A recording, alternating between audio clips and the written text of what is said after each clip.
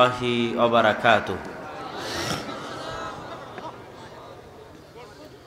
الحمد لله نحمده ونستعينه ونستغفره ونعوذ بالله من شرور أنفسنا ومن سيئات أعمالنا من يهده الله فلا مضل له ومن يضلله فلا هادي له أشهد أن لا إله إلا الله وحده لا شريك له وأشهد أن محمدا عبده ورسوله প্রশংসা আদায় করি আল্লাহ সুবহানাহু তাআলার, সাহায্য প্রার্থনা করি তারই, ক্ষমা প্রার্থনা করি তারই নিকটে, আমাদের যাবতীয় খারাপ কাজের অনিষ্ট থেকে পরিত্রাণ চাই তারই নিকটে।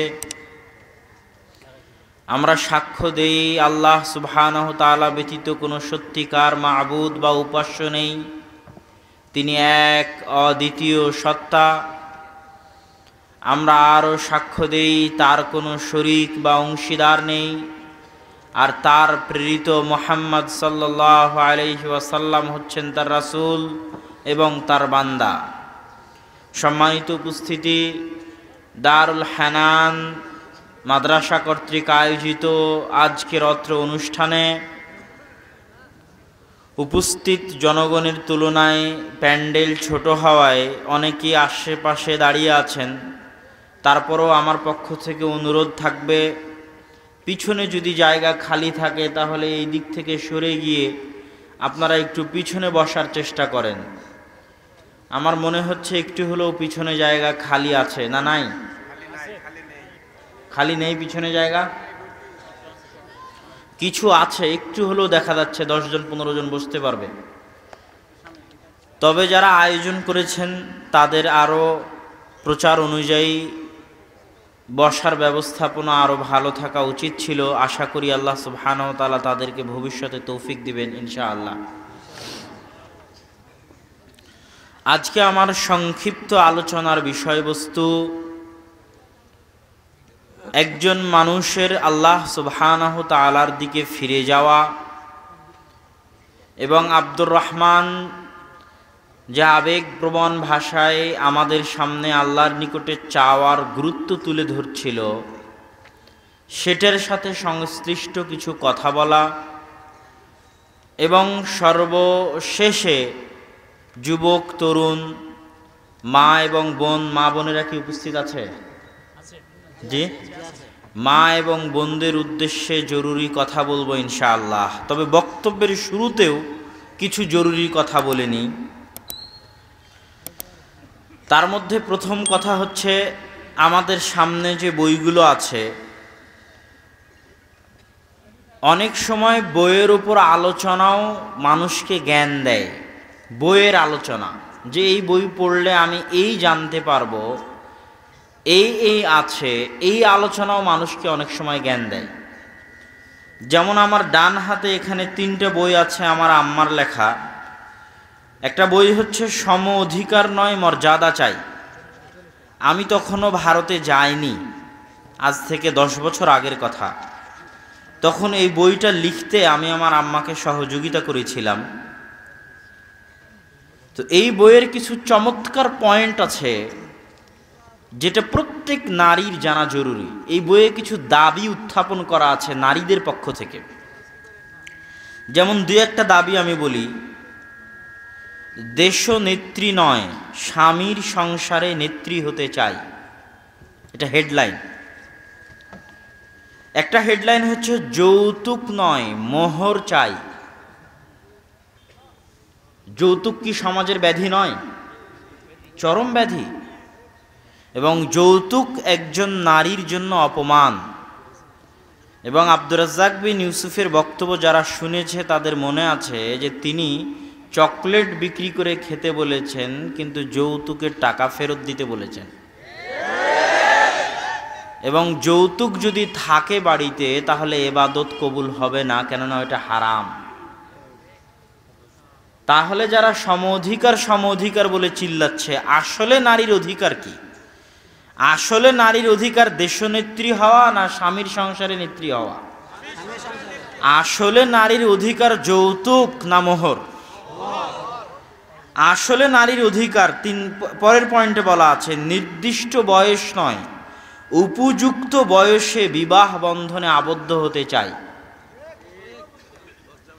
মানুষের ব্যক্তিগত স্বাধীনতা আজকের যুগে হরণ হওয়ার পথে।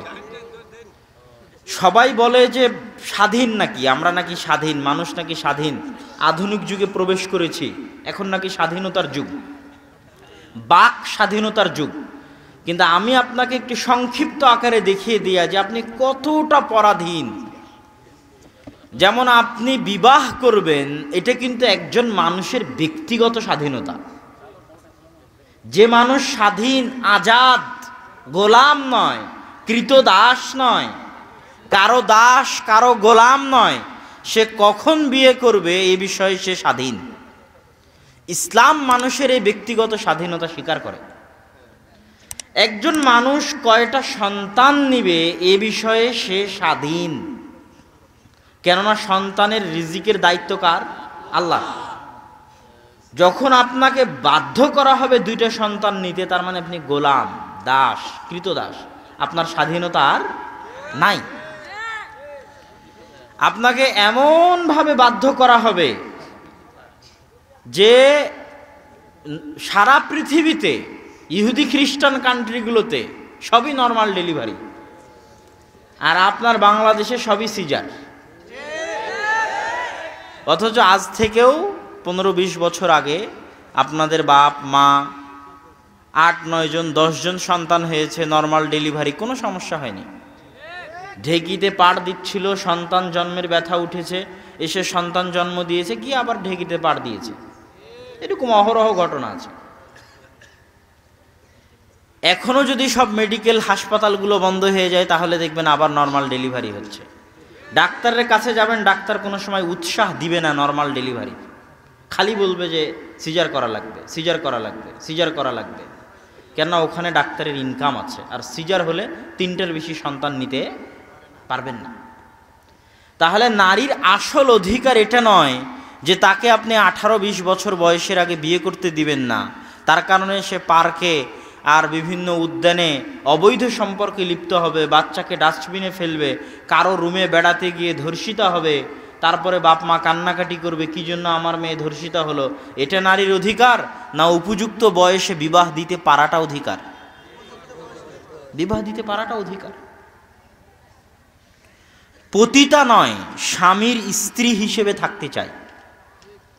যখনই আপনি ঘর থেকে বের হবেন, কোনো মেয়ে যখনই ঘর থেকে বের হবে, তখনই সে বাড়িতে বলছে যে আমি স্বামীর দাসত্ব করব না, স্বামীর অধীনে থাকব না।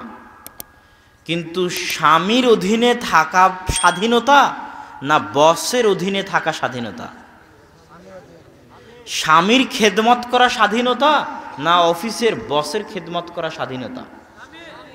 স্বামীর বিছানায় যাওয়া স্বাধীনতা না অফিসের বসের বিছানায় প্রমোশনের আশায় যাওয়া স্বাধীনতা?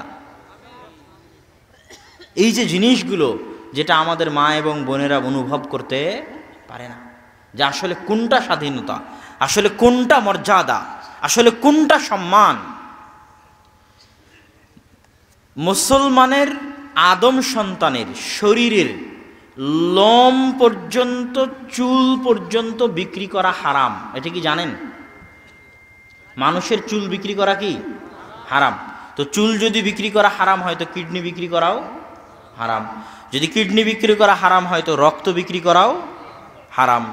কি জন্য হারাম জানেন? যেই জিনিসের দাম আছে সেই জিনিসকে কেনা যায় না, সেই জিনিসকে কি করা যায় না। আমি যদি বলি আপনার আম্মাকে দেন, আমি 50,000 টাকা দিব, আপনার মাকে আপনি বিক্রি করবেন? মা কি বিক্রি করার জিনিস? আপনাকে বললাম আপনার সন্তান দেন, আপনাকে আমি কয়েক লক্ষ টাকা দিচ্ছি, সন্তান কি বিক্রি করার জিনিস? যে জিনিসের সম্মান নাই সেটা বিক্রি করা যায়। গরু ছাগল বাজারে বিক্রি হচ্ছে, উট মহিষ বাজারে বিক্রি হচ্ছে, ধান চাউল গম বাজারে বিক্রি হচ্ছে। তাহলে যার সম্মান নাই, যেটা পণ্য দ্রব্য, যেটার দামাদামি করা যায়, এ ভাই 50 টাকা, না ভাই 50 টাকা, ভাই 40 টাকা, মানে এই জিনিসটার মূল্য নাই, প্রাণ নাই, জীবন নাই, তাই সেটা নিয়ে দামাদামি হচ্ছে, তর্ক বিতর্ক হচ্ছে, কেননা ওটার কোনো মূল্য নাই। তো আদম সন্তানের শরীর আল্লাহ সুবহানাহু তাআলার, আদমকে আল্লাহ সুবহানাহু তাআলা নিজে হাতে বানিয়েছেন, আশরাফুল মাখলুকাত করেছেন, সর্বশ্রেষ্ঠ সৃষ্টিজীব করেছেন। তা আদম সন্তানকে কি বিক্রি করা যায়? আদম সন্তানের শরীরের কোনো অংশ কি বিক্রিযোগ্য? অসম্ভব। কিন্তু আমাদের মা এবং বোনেরা না বুঝেই নিজের শরীরকে কি করছে? বিক্রি করছে। বিমানবালা কি জন্য বিমানবালা? তার চেহারা সুন্দর তাই বিমানবালা, সে চেহারা বিক্রি করতেছে। ওই যে কাজগুলো সে করে ওই কাজ একটা পুরুষও করতে পারবে। কথা বুঝতে পারেননি? তাহলে সে কোন যোগ্যতাটা বিক্রি করতেছে? চেহারা সুন্দর হওয়ার যোগ্যতাটা বিক্রি করতেছে, মানে চামড়া বিক্রি করতেছে।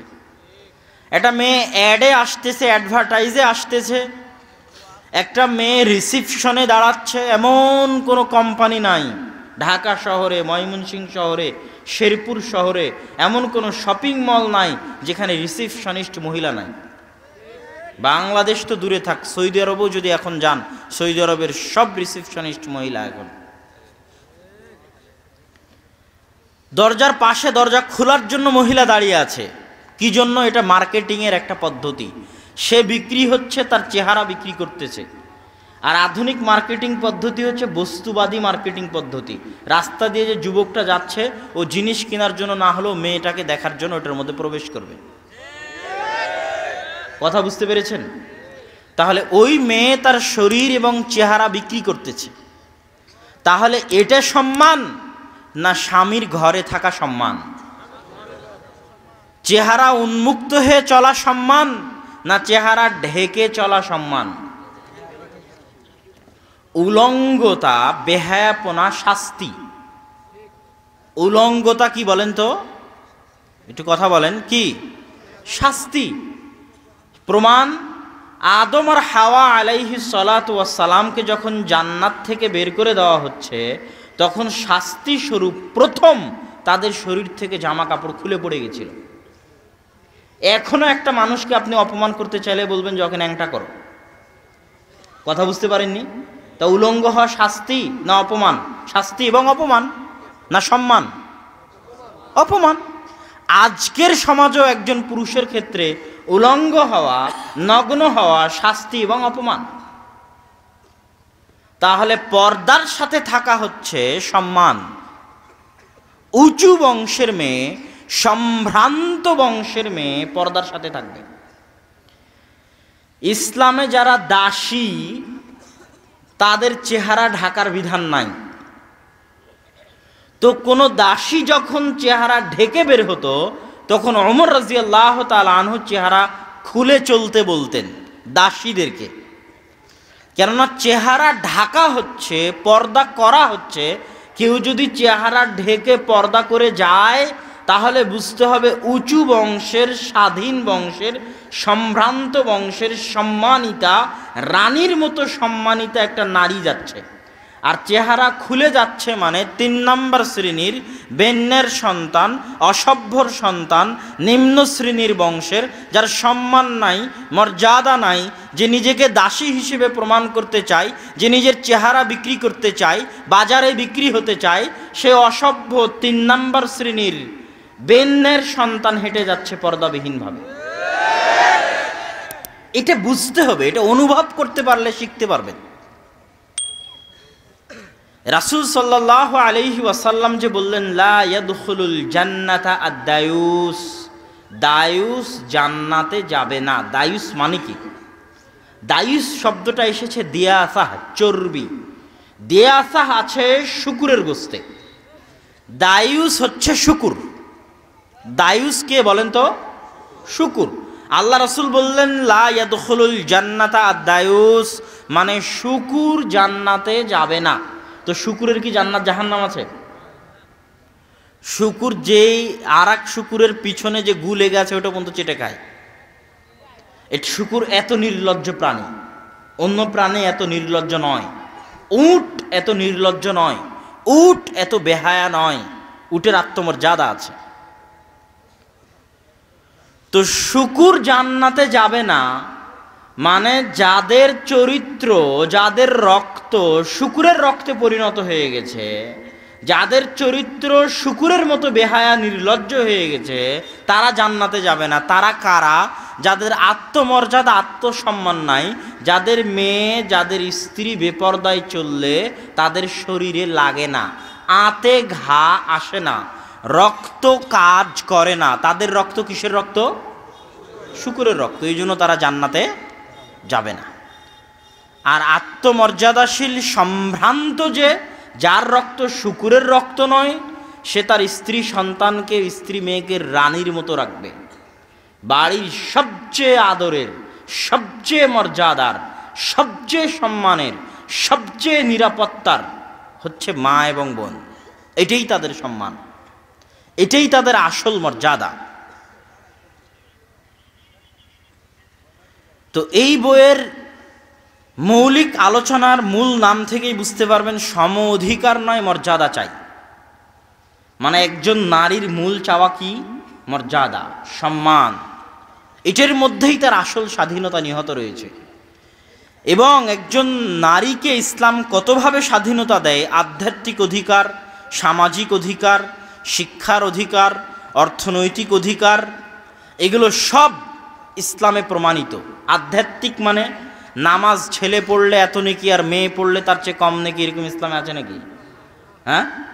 সিয়াম ছেলে পালন করলে এত নেকি আর মেয়ে পালন করলে এত নেকি, এরকম আছে নাকি? এরকম নাই। একটা মানুষ উত্থাপন করে যে তাহলে ছেলের ডবল জমি পাচ্ছে আর মেয়ে অর্ধেক পাচ্ছে, এটা কি জন্য? ছেলে যত জায়গা থেকে জমি পাওয়ার অপশান আছে, মেয়ের যত জায়গা থেকে জমি পাওয়ার অপশান আছে, ছেলের অত জায়গা থেকে জমি পাওয়ার অপশান নাই। মেয়ে কত জায়গা থেকে জমি পেতে পারে? অনেক জায়গা থেকে জমি পেতে পারে। মেয়ে মা হিসেবে জমি পেতে পারে, মেয়ে হিসেবে পিতার সম্পত্তিতে জমি পেতে পারে, মা হিসেবে ছেলের সম্পত্তিতে জমি পায়, মেয়ে হিসেবে বাপের সম্পত্তিতে জমি পায়, স্ত্রী হিসেবে স্বামীর সম্পত্তিতে জমি পায়। কথা বুঝতে পারেননি? তো একটা মেয়ের সম্পদ পাওয়ার রাস্তা অনেক, এবং এটা দিতে হবে, দিতে বাধ্য। কিন্তু একটা ছেলের এত রাস্তা নাই সম্পদ পাওয়ার। যারা ফারায়েদ সম্পর্কে অভিজ্ঞ তারা এই বিষয়ে আরও ভালো জানবেন। তো এই বইয়ের আলোচ্য বিষয় এইটা। বইয়েরও আলোচনা হলো, কিছু শিখলেন নাকি? কিছু শিখেননি? এই বইটা হচ্ছে শিক্ষা বনাম জাহিলিয়াত। এই বইয়ের মূল আলোচ্য বিষয় হচ্ছে, আজ থেকে 10 বছর আগে আপনারা যে বাংলা বই পড়েছেন স্কুলে, আজ থেকে 20 বছর আগে আপনার বাপ যে বাংলা বই পড়েছে স্কুলে, আজ থেকে 30-40 বছর আগে আপনার দাদা পরদাদা যে বাংলা বই পড়েছে স্কুলে, আর আজ আপনার সন্তান যে বাংলা বই আমার সহজ বাংলা পড়তেছে স্কুলে, সেটা কি কোনোদিন মিলিয়ে দেখেছেন? আপনার কিন্তু মিলিয়ে দেখা উচিত। যে আজ থেকে 15-20 বছর আগে সিলেবাসে কি ছিল আর আজ কি আছে। আজ থেকে 30-40 বছর আগে স্কুলের একটা সিলেবাসে কি শেখানো হতো আর এখন কি শেখানো হচ্ছে। আগে কয়টা ধর্মের ঘটনা ছিল? মুহাম্মদ সাল্লাল্লাহু মিথ্যাই থাক, বুড়ির ঘটনা মিথ্যাই থাক ছিল তো। কথা বুঝতে পারেননি? মুহাম্মদ সাল্লাল্লাহু আলাইহি ওয়াসাল্লামের কাটার যে ঘটনা মিথ্যাই ঘটনা কিন্তু ছিল তো, ছিল না? কাজী নজরুল ইসলামের কয়টা, ইসলামের কবিতা কয়টা, সূরা ফাতিহার অনুবাদ হামদের কবিতা কয়টা ছিল, আর এখন হিন্দুয়ানি সংস্কৃতির গরুর পূজা করার গল্প কয়টা আছে? কোনোদিন খোঁজ নিয়ে দেখেছেন? সিলেবাসে গরুর পূজা করার গল্প আছে, গরুর পূজা। পরকীয়ার গল্প শেখানো আছে রবীন্দ্রনাথ ঠাকুরের। তো বর্তমান সিলেবাসগুলো শিক্ষা না অজ্ঞতা? জাহিলিয়াত মানে কি? জাহিলিয়াত মানে অজ্ঞতা, মূর্খতা। রাসূল সাল্লাল্লাহু আলাইহি ওয়াসাল্লাম জাহিলিয়াতের যুগে প্রেরিত হয়েছেন। সেই অজ্ঞতা, মূর্খতাকে তিনি দূর করেছেন ইসলামের আলো দিয়ে। কিসের আলো দিয়ে? ইসলামের আলো দিয়ে। এই জন্য ইসলামের অপর নাম হচ্ছে জ্ঞান, তথা ইসলাম বিরোধী প্রত্যেক কাজই অজ্ঞতা। পিএইচডি ডিগ্রিধারী অক্সফোর্ড থেকে পড়ে আসা সেও যদি ইসলাম বিরোধী কাজ করে, সে অজ্ঞ, মূর্খ। কথা বুঝতে পেরেছেন কি? না হলে আব্দুর রাজ্জাক বিন ইউসুফ এমনি কেমনে বলেন যে ওই প্রিন্সিপালকে যদি মূর্খ প্রমাণ করতে না পারি, যেই প্রিন্সিপালের সামনে তার ছাত্রী নাচে আর সে বসে থেকে দেখে, তাহলে জাতির সামনে বক্তব্য দিব না। তো ওই প্রিন্সিপালকে মূর্খ প্রমাণ করা মানে কি প্রিন্সিপাল ABCD জানে না? ওই প্রিন্সিপালকে মূর্খ প্রমাণ করা মানে কি প্রিন্সিপাল ক খ গ ঘ জানে না? ওই প্রিন্সিপাল অক্সফোর্ড ক্যামব্রিজ থেকেও পড়ে আসতে পারে। কিন্তু ওই প্রিন্সিপালের মূর্খতা মানে হচ্ছে যে আসল জ্ঞান ইসলামের জ্ঞান, এবং এটার বিরুদ্ধে যা আছে সবই অজ্ঞতা, সবই মূর্খতা। আল্লাহ কোরআনে বলছেন, ইন্নামা ইয়াখশাল্লাহ মিন ইবাদিহিল উলামা, আল্লাহকে সবচেয়ে বেশি ভয় করে জ্ঞানীরা, চালাকেরা, বুদ্ধিমানেরা। আর আল্লাহকে ভয় করে না গাধারা, আল্লাহকে ভয় করে না গর্ধবেরা, আল্লাহকে ভয় করে না বোকারা, আল্লাহকে ভয় করে না অচলেরা, আল্লাহকে ভয় করে না অর্থব্যরা, আল্লাহকে ভয় করে না মূর্খরা, আল্লাহকে ভয় করে না জাহেলেরা, আল্লাহকে ভয় করে না অজ্ঞরা। কথা বুঝতে পেরেছেন? আর আল্লাহকে ভয় করে জ্ঞানী, চালাক, বুদ্ধিমান, সে আল্লাহকে ভয় করে। 1 লক্ষ টাকার 50,000 টাকার ব্যাংকের চাকরি, কিন্তু সুদী ব্যাংকের চাকরি ছেড়ে দিয়েছে। তো মানুষ ওকে বলছে কত পাগল গো, 50,000 টাকার ব্যাংকের চাকরি ছেড়ে দিল। কিন্তু ও কিন্তু আসল বুদ্ধিমান, ও আসল চালাক। আল্লাহ বলছেন কোরআনে, এটা কখন ধরা পড়বে? মরার পরে। কখন? মরার পরে। আসল বুদ্ধিমান সেই যে মৃত্যুর পরের প্রস্তুতি নেয়, ওই আসল বুদ্ধিমান। ও জানে যে দুনিয়া ক্ষণস্থায়ী, এই দুনিয়ার 10 দিনের 15 দিনের এই টাকা পয়সার কোনো মূল্য নাই, এটা সে জানে। আর যে জানে না, সে পৃথিবীর হাকিকত জানে না, সে আসমান জমিনের হাকিকত জানে না, সে জান্নাত জাহান্নামের হাকিকত জানে না, সে পরকালের হাকিকত জানে না, সে তার নিজের রূহের হাকিকত জানে না, সে তার চোখ, মাথা, ব্রেনের হাকিকত জানে না। আল্লাহ সুবহানাহু ওয়া তাআলা তাকে যে ব্রেন দিয়েছেন, বিজ্ঞান বলছে, বর্তমান বিজ্ঞান, যে মানুষ যদি 800, 900, 1000 বছর বেঁচে থাকে, তো এই ব্রেন এত পাওয়ারফুল যে 1000 বছরের সব ঘটনা মনে রাখতে পারবে। আপনি মনে করছেন 60 বছর বেঁচে আছি, 60 বছর পর কথা ভুলে যাচ্ছেন, মনে থাকে না, তাহলে মনে হয় আপনার ব্রেনের দুর্বলতা। আল্লাহ সুবহানাহু ওয়া তাআলা আপনাকে 1000 বছর হায়াত দিলে এই ব্রেন এত পাওয়ারফুল যে 1000 বছরের সব ঘটনা মনে রাখতে পারবে। সে তার এই ব্রেনের হাকিকত বুঝে না, তাহলে সে অজ্ঞ, মূর্খ। তাহলে আমাদের যে 1 2 3 4 5 6 7 8 9 10 স্কুল কলেজ মাদ্রাসায় শিক্ষা দেওয়া হচ্ছে না অশিক্ষা, মূর্খতা, অজ্ঞতা দেওয়া হচ্ছে?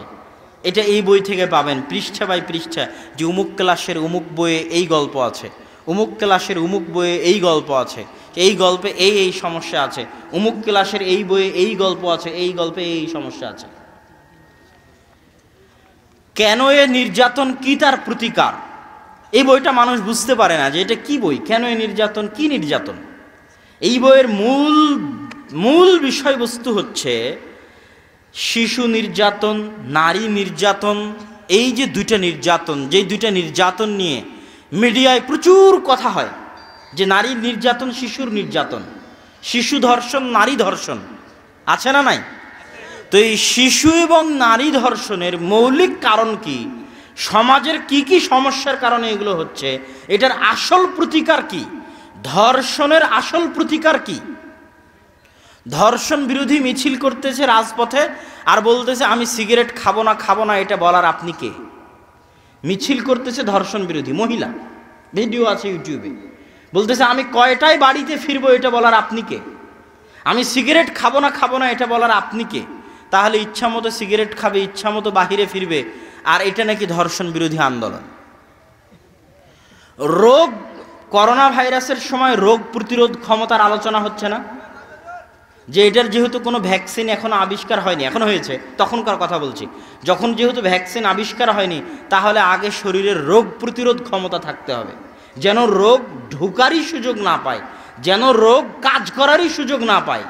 রোগ যদি একবার ঢুকে যাওয়ার পরে চিকিৎসা করা, ওটা পাগলামি। তো ইসলাম তো আর পাগল নয়। আল্লাহর ধর্ম কি পাগলের ধর্ম? আল্লাহ সুবহানাহু ওয়া তাআলা বলেছেন হাকিমুন আলিম, মহাপরাজ্ঞাময়, মহাজ্ঞানী। উনি সমাজের মধ্যে ধর্ষণের রোগ যেন ঢুকতেই না পারে, এই জন্য ওনার বিধান।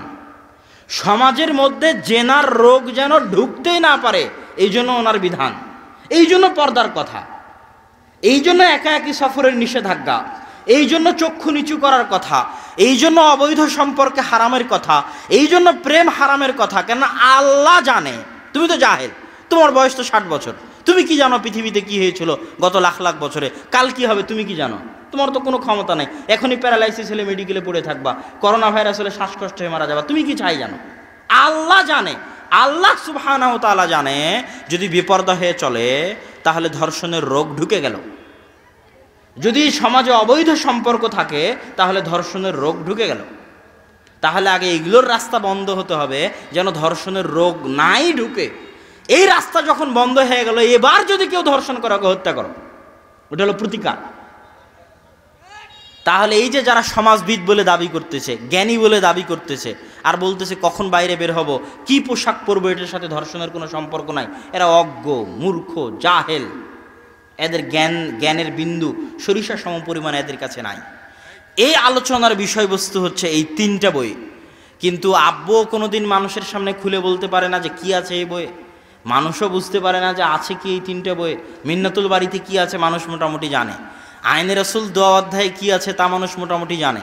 কিন্তু এই 3টা বইয়ে একজন মহিলা মানুষের লেখা, এই 3টা বইয়ে আসলে কি আছে এটা অনেকেই জানে না, কিন্তু অনেক গুরুত্বপূর্ণ বিষয়বস্তু আছে। তো সম্মানিত উপস্থিতি, এছাড়া আপনাদের সামনে যে বইগুলো রয়েছে, একটি পরিবার গঠন করতে কি কি প্রয়োজন সেটা আদর্শ পরিবারে আছে।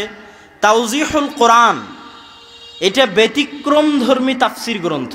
কি কারণে ব্যতিক্রমধর্মী তাফসির গ্রন্থ? এই তাফসির লিখতে পরিশ্রম আছে, আমি নিজে দেখি। আর আব্বুর পরিশ্রম অন্যদের চাইতে বেশি হয়। কি জন্য বেশি হয়? আমি মাকতাবা শামেলা চালানো জানি, গুগলে সার্চ দেওয়া জানি। মাকতাবা শামেলায় সার্চ দিলাম, গুগলে সার্চ দিলাম, হু হু করে সব বের হয়ে আসলো, কপি করলাম, পেস্ট করলাম। এখন সব হাদিসের অনুবাদও অনলাইনে পাওয়া যায়, ওখান থেকে কপি করলাম, পেস্ট করলাম, বই তৈরি হয়ে গেল। অনেক সহজ ব্যাপার। কিন্তু আব্বু মাকতাবা শামেলাও চালানো জানে না, গুগলে সার্চ দেওয়া জানে না, উনি হাতে লেখেন, নিজে নিজে হাদিসের বই খুঁজে বের করে করে করে করে হাতে লেখেন। এবং এটা জ্ঞান ছাড়া, পাণ্ডিত্য ছাড়া, বইয়ের উপর দখল ছাড়া এটা সম্ভব নয়। আমার পক্ষে সম্ভব নয় এভাবে লেখা, যে আমি এখন সব বই আলাদা আলাদা করে খুঁজবো আর বই থেকে হাদিস খুঁজে বের করে করে বই লিখবো, এটা আমার পক্ষে সম্ভব নয়। আমাকে দায়িত্ব দেওয়া হলে এই বই আমি লিখতে পারতাম না এভাবে, কিন্তু উনি এভাবেই লিখেছেন। এই বইয়ের সবচেয়ে গুরুত্বপূর্ণ বৈশিষ্ট্য তাওজিহুল কোরআনে। আমি দোয়া করি যে আল্লাহ সুবহানাহু ওয়া তাআলা তাকে এই তাফসির গ্রন্থটি শেষ করার তৌফিক দান করুক, আমিন। এটা শেষ হলে এটা একটা বিশাল কারনামা হবে। আয়াতের শাব্দিক অর্থ, আয়াতের বাক্যের বিশ্লেষণ আরবি গ্রামারগত দিক থেকে, তারপরে ওই আয়াতের সমর্থবোধক আয়াত কোরআনে আর কোথায় কোথায় আছে সে আয়াতগুলো, ওই আয়াতের অধীনে কি কি সহিহ হাদিস আছে সেই সহিহ হাদিসগুলো, ওই আয়াতের অধীনে কি কি জয়ীফ হাদিস আছে বিভিন্ন তাফসির গ্রন্থে সেই জয়ীফ হাদিসগুলো, ওই আয়াতের অধীনে কোন মুফাসসির কি বলেছেন সেই তাফসিরগুলো, ওই আয়াতের সারমর্ম এবং মন্তব্য। এটা হচ্ছে এই তাফসিরের ধারা, সাজানোর ধারা। শাব্দিক অর্থ, বাক্য বিশ্লেষণ, আয়াতের অধীনে কোরআনের অন্য আয়াত, আয়াতের অধীনে সহিহ হাদিস, আয়াতের অধীনে জয়ীফ হাদিস, আয়াতের অধীনে মুফাসসিরদের মন্তব্য, শেষে সারমর্ম। এটা একটি ব্যতিক্রমধর্মী গ্রন্থ। বক্তা ও শ্রোতার পরিচয়, এই বইটাও অনেক আগে লেখা, কিন্তু মানুষ জানে না এই বইয়ে কি আছে, এই জন্য মানুষ এই বই কিনতে চায় না। কিন্তু এখনকার প্রেক্ষাপটে এই বই অনেক দামি, অনেক গুরুত্বপূর্ণ। একজন বক্তার কি বৈশিষ্ট্য হওয়া উচিত, সারা বাংলাদেশে বক্তায় ভর্তি, কত বক্তা নেবেন, নতুন নতুন হাইব্রিড বক্তার জন্ম হচ্ছে সারা বাংলাদেশে। এবং ইউটিউব, ফেসবুক আসার ফলে ভাইরাল হতে সময় লাগে না। কার কি যোগ্যতা আছে এটা কিন্তু মানুষ দেখে না, ভাইরাল হলেই হলো। আব্দুর রহমান বিন আব্দুর রাজ্জাক 5 বছর কোথায়? জামিয়া সালাফিয়া বানারস, ভারতে 5 বছর আহলে হাদিসদের কেন্দ্রীয় শিক্ষা প্রতিষ্ঠান, 2 বছর আলেম, 3 বছর দাওরা, 5 বছর পড়াশোনা করেছে।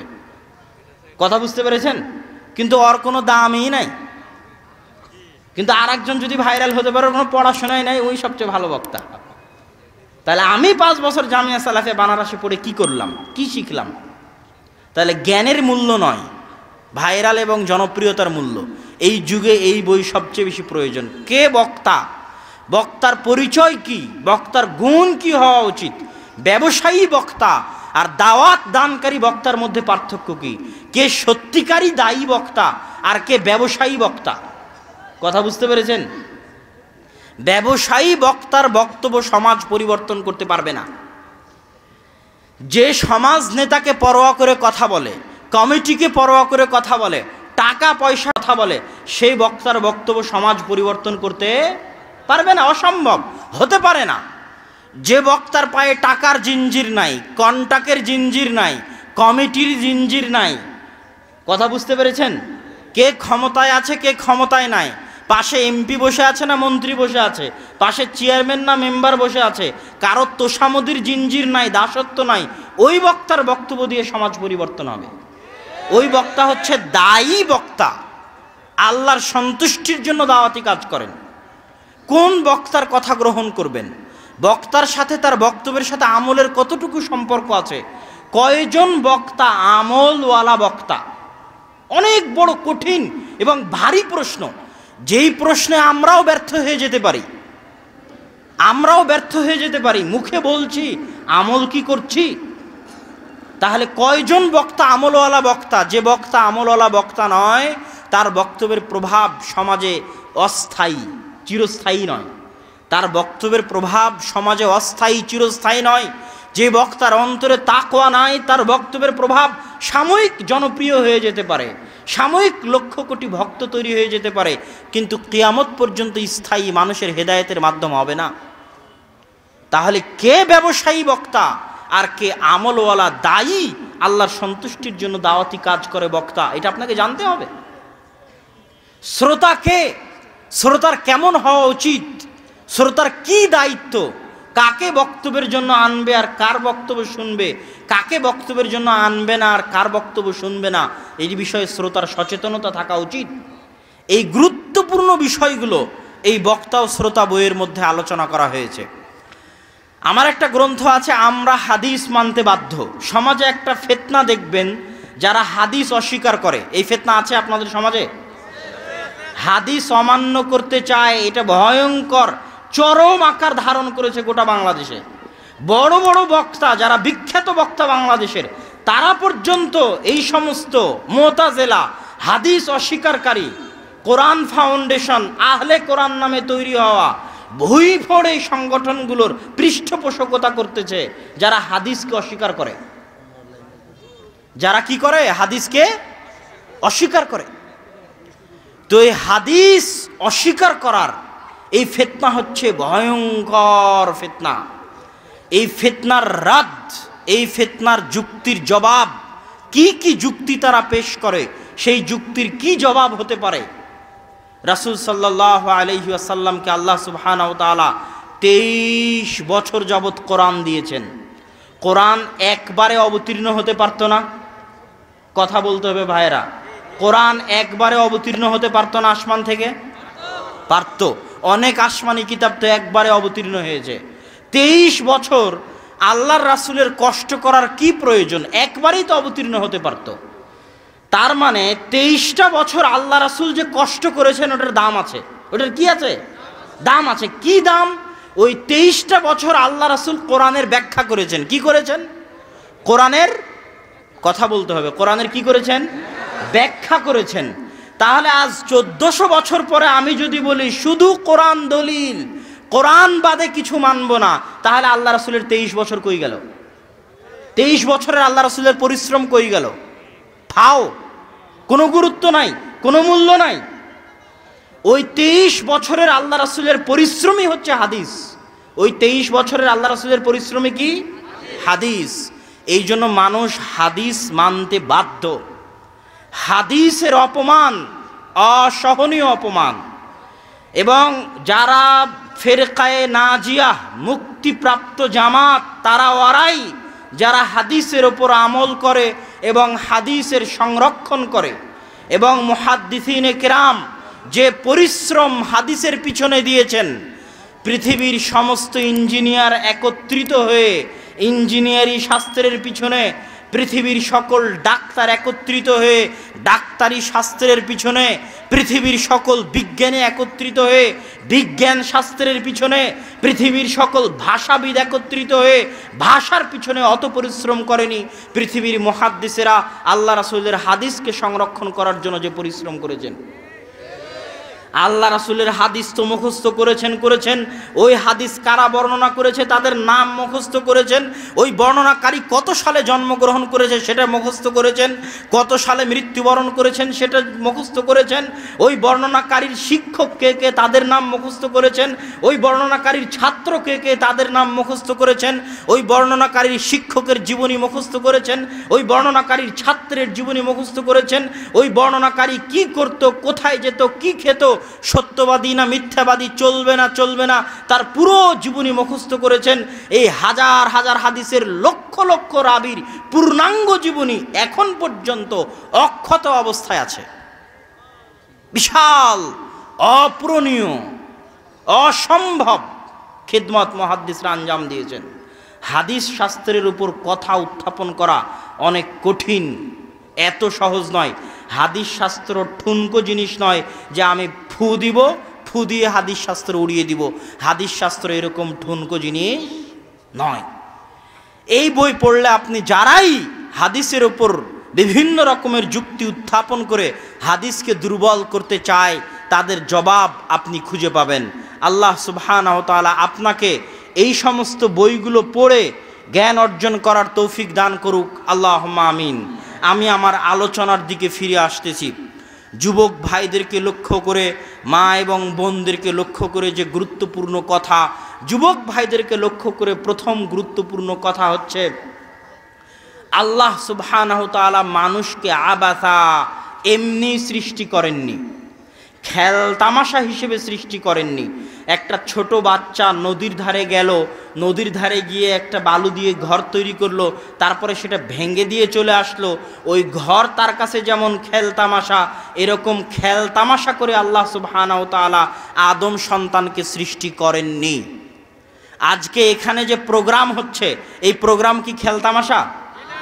এই প্রোগ্রামের পিছনে কত মানুষের পরিশ্রম আছে, নিয়ম কানুন আছে, অনুমতি আছে, টাইম টেবিল আছে, বক্তাদের সাথে যোগাযোগ আছে, প্যান্ডেল তৈরি আছে, নিয়ম কানুন আছে। তাহলে এই প্রোগ্রামের জন্য যদি এত প্রস্তুতি থাকে, আল্লাহ আপনাকে এমনি সৃষ্টি করবে কোনো প্রস্তুতি ছাড়াই? আপনি এমনি দুনিয়াতে এসেছেন, আপনার পিছনে কিছুই নাই, আপনার কাজকর্মের কোনো হিসাব নাই, কোনো জবাবদিহিতা নাই। এই প্রোগ্রামে আমি বক্তব্য দিয়ে চলে যাব, জবাবদিহিতা হবে না। আমি কে বক্তব্য দিতে আসলাম সরকার দেখবে না, এরকম কি? আর আপনি দুনিয়াতে এমনি আসবেন, এমনি চলে যাবেন, কেউ দেখবে না? আল্লাহ আপনাকে এমনি সৃষ্টি করেছেন। আল্লাহ সুবহানাহু তাআলা এত সুচারু রূপের ম্যানেজমেন্টের অধিকারী যে আল্লাহ সুবহানাহু তাআলা আপনাকে অপরাধী প্রমাণ করার জন্য, আপনার হিসাব নেওয়ার জন্য, আপনার জবাবদিহিতা নেওয়ার জন্য এমন ভয়ঙ্কর এমন বিস্ময়কর পদ্ধতি অবলম্বন করেছেন, আপনি হতবাক হয়ে যাবেন। আল্লাহ সুবহানাহু তাআলা কোরআন মাজিদে বলছেন, আল ইয়াউমা নাখতিমু আলা আফওয়াহিহিম, আজ মানুষের মুখে সেলাই করে দেওয়া হবে। চামড়ার এই মুখ কি করে দেওয়া হবে? সেলাই করে দেওয়া হবে। কথা বলবে হাত। বিশ্বাস করবেন কেমনে যে হাত কেমনে কথা বলে? কি বলে এটা? হাস্যকর জিনিস নাকি? কেমনে সম্ভব যে হাত কথা বলবে? আপনি এখনই এখানে একটা রিভলভার নিয়ে একজন সন্ত্রাসী গুলি করলো, তারপরে রিভলভারটা ফেলে পালিয়ে গেল। ওই রিভলভার পুলিশ এভাবে টিস্যু পেপার দিয়ে ধরবে, টিস্যু পেপার দিয়ে ধরে নিয়ে যায় একটা পলিথিনের মধ্যে ঢুকাবে। কথা বুঝলেন? পলিথিনের মুখটা লক করে নিয়ে যায় ফরেন্সিকে দিবে। ফরেন্সিকে দিয়ে চেক করবে যে এটা কার হাতের ফিঙ্গারপ্রিন্ট। করবে না? করবে না? করবে। তাহলে এই হাতের মধ্যে কি এমন আজীব জিনিস আল্লাহ রেখে দিয়েছে যে রিভলভার কে ধরলো মানুষ ধরতে পারছে। ফিঙ্গারপ্রিন্ট দিয়ে মানুষ ভোট দিচ্ছে, পাসপোর্ট তৈরি করতেছে যে এটা কার ফিঙ্গারপ্রিন্ট, অমুকের। লক্ষ লক্ষ মানুষের ফিঙ্গারপ্রিন্ট একটা আরেকটার সাথে মিলে না। তাহলে যেই হাত আজকে ফরেন্সিক রিপোর্টে তার আলামত রেখে দিতে পারে, যে হাত ফিঙ্গারপ্রিন্ট দিয়ে পরিচয় দিতে পারে, এই হাত যেখানে যেখানে স্পর্শ হচ্ছে সব এখানে সেভ হয়ে যাচ্ছে। কি হয়ে যাচ্ছে? সেভ হয়ে যাচ্ছে। যদি মানুষ পারে, আল্লাহ পারেন না? এই হাত তখন কিয়ামতের মাঠে কথা বলবে। আর একটা ভয়ঙ্কর আল্লাহ সুবহানাহু তাআলার বিস্ময়কর আপনাকে অপরাধী প্রমাণ করার, এমনি আপনি দুনিয়াতে আসেননি, তাই সেটা আপনাকে বুঝাতে চাচ্ছি। সবচেয়ে ভয়ঙ্কর যে জমির উপর বসে আছেন, মাটির উপর বসে আছেন। এটা আপনি মনে করেছেন মাটি কিয়ামতের মাঠে আল ইয়াউমাইযিন তুহাদ্দিসু আখবারাহা, মাটি কথা বলবে। বিআন্না রাব্বাকা আওহালাহা, সূরা জিলজালের আয়াত, যে তোমার প্রতিপালক নির্দেশ দিয়েছে কথা বলো। মাটি কথা বলবে? কেমন কথা? আপনাকে বলি, মাটিতে আপনি ধান লাগাচ্ছেন, ধান হয় না? হ্যাঁ, মাটি যদি এরকম জড়বস্তু হতো তাহলে ধান কোত্থেকে হয়? এই জড়বস্তুতে ধান হবে? এর উপর ধান লাগালে ধান হবে? তাহলে মাটি যদি জড়বস্তু হয় তো ধান কেমনে হয়, গাছ কেমনে হয়? মানে মাটির কিছু আছে। যেই মাটি ধান উগাতে পারে, যেই মাটি গাছ উগাতে পারে, ওই মাটি পৃথিবীর হাজার হাজার বছরের সব ধরে রাখতেছে। কিয়ামতের মাঠে এই ভয়ঙ্কর মেমোরি কার্ড কথা বলবে, টপ টপ টপ টপ করে কথা বলবে, আমার উপর এই এই এই এই হয়েছে, এই এই এই এই হয়েছে। এখন আপনি বলেন তো, আপনি কোনো কাজ করতে মাটির বাইরে যেতে পারবেন? হ্যাঁ, আপনার হাতের বাইরে যেতে পারবেন? কি সিস্টেম আল্লাহ সুবহানাহু ওয়া তাআলা করে দিয়েছে, আপনি যেতে পারবেন না। আল্লাহর ক্ষমতার বাইরে, আল্লাহর রাজত্বের বাইরে আপনি যেতে পারবেন না।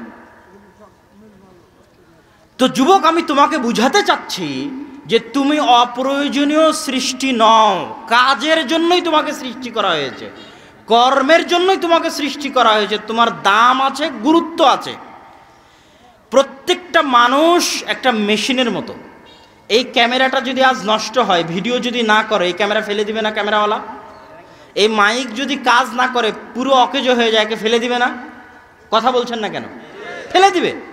তাহলে একটা মানুষ, তাকেও কাজ করতে হবে। যেমন আজকে এখানে অনেক মানুষ আছে মিস্ত্রি, যে হয়তো আজকে একটা ইট গেঁথে তুলেছে একটা দেওয়াল, তাহলে আজ সারাদিনের তার উৎপাদন হচ্ছে একটা দেওয়াল। এখানে একজন ভ্যান চালক বসে আছে, সে আজকে 10 কিলোমিটার ভ্যান চালিয়েছে, দিয়ে 100 টাকা ইনকাম করেছে। আজ সারাদিনে তার উৎপাদন হচ্ছে 10 কিলোমিটার ভ্যান চালানো আর 100 টাকা ইনকাম করা। এখানে আমি আব্দুল্লাহ বিন আব্দুর রাজ্জাক দীর্ঘ ঢাকা থেকে এখানে আসেছি, বক্তব্য দিচ্ছি, এটা আমার আজকের দিনের উৎপাদন। কি উৎপাদন? আর একটা যুবক সারাদিন বসে থেকে ফেসবুক চালাচ্ছে, পাবজি, ফ্রি ফায়ার, গেম, স্ল্যাপের নিচে, খেতার নিচে, বাড়িতে, মাঠে, ওর সারাদিনের উৎপাদন কি? ওই সারাদিন কি উৎপাদন করলো?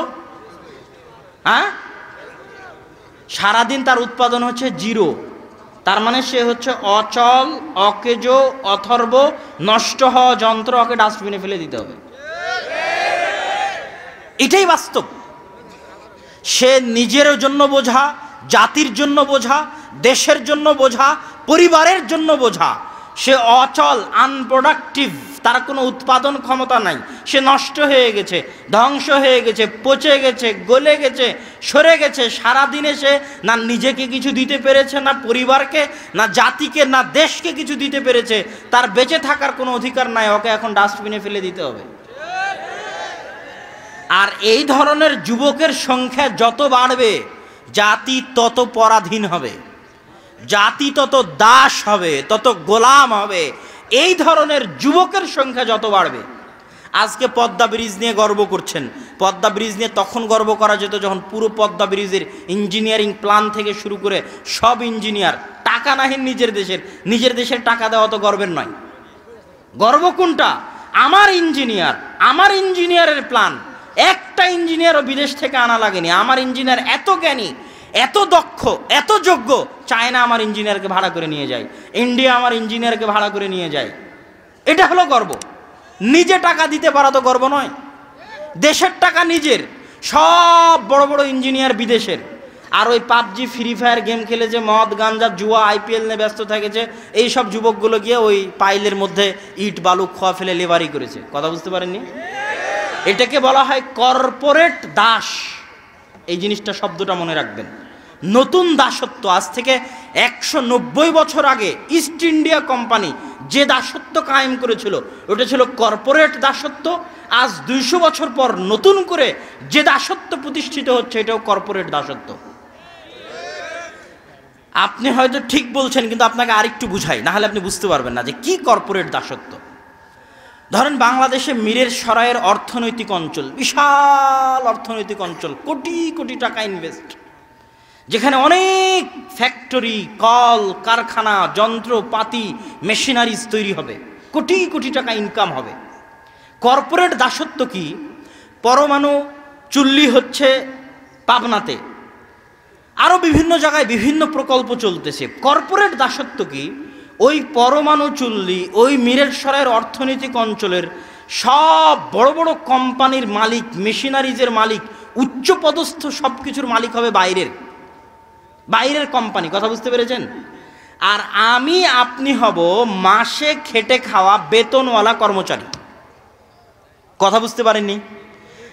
মিরের সরাইয়ের একজন লোক, সে চাকরি করবে চা দেওয়ার, মানে কেরানি। বুঝতে পেরেছেন? বেতন পাবে 10,000 টাকা ওই অর্থনৈতিক অঞ্চলে।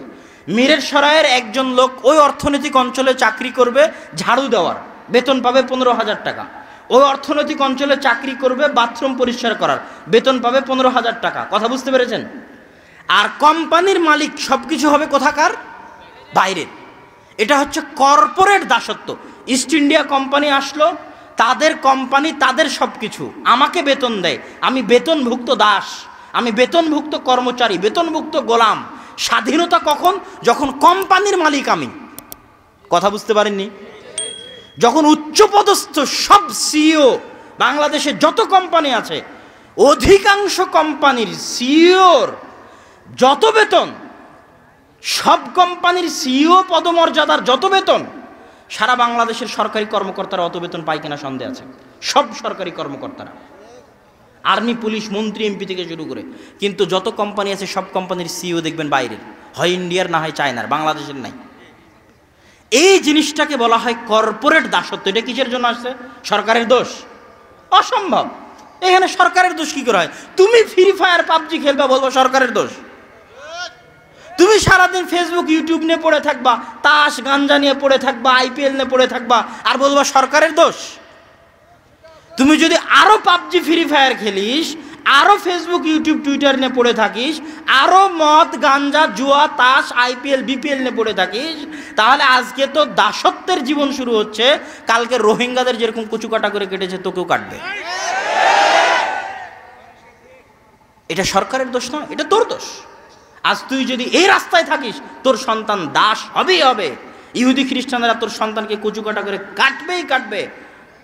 যতদিন তুই অচল, অথর্ব, অকেজন, নন প্রোডাক্টিভ, অশিক্ষিত, জাহেল, গণ্ড, মূর্খ থাকবি, আর সারাদিন ফ্রি ফায়ার পাবজি নিয়ে ব্যস্ত থাকবি, আর সারাদিন মদ গাঞ্জা ক্রিকেট ফুটবল নিয়ে ব্যস্ত থাকবি, ততদিন তোদের ভাগ্যে ইহুদি খ্রিস্টানদের গোলামি আছে। ইহুদি খ্রিস্টানের ছেলেরা এইভাবে কাটায় না, তাদের কাছে টাইমের মূল্য আছে। জাপান যান, জার্মান যান, কঠিন টাইমের মূল্য। ওরা জান্নাতে যাবে কি জাহান্নামে যাবে এটা পরের কথা। দুনিয়াতে যে পরিশ্রম করে ওর প্রতিদান আল্লাহ দুনিয়াতে দেন, কাফের হলেও। দুনিয়াতে যে পরিশ্রম করে ওর প্রতিদান আল্লাহ দুনিয়াতে দেন, মুশরিক হলেও। ইবনুল কাইয়িম রাহিমাহুল্লাহ বইয়ের মধ্যে লিখছেন, আল ওয়াবিলুস সাইয়্যিব গ্রন্থের মধ্যে, যে মুশরিক যদি দান করে, অসহায় দুস্থকে সহযোগিতা করে, মুশরিক। কাফের যদি অসহায় দুস্থকে সহযোগিতা করে, তাহলে ওই অসহায় দুস্থকে সহযোগিতা করার প্রতিদান ওই কাফের আর মুশরিককে আল্লাহ দুনিয়াতেই দিবেন, তাও দিবেন। কথা বুঝতে পেরেছেন?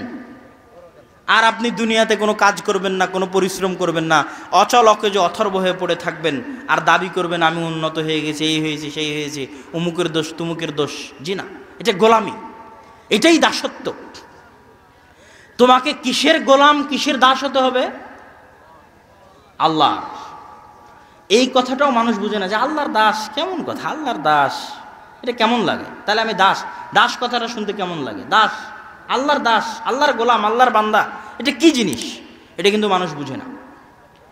মানুষকে বুঝতে হবে যে এখন আমরা এখানে যতজন বসে আছি, যতজন দাঁড়িয়ে আছে, সবাই কোনো না কোনো কিছুর দাস। সবাই কোনো না কোনো কিছুর দাস। কেউ ক্ষমতার দাস, কেউ টাকার দাস, কেউ নারীর দাস, কেউ স্ত্রীর দাস, কেউ সন্তান সন্ততির দাস। কথা বুঝতে পেরেছেন?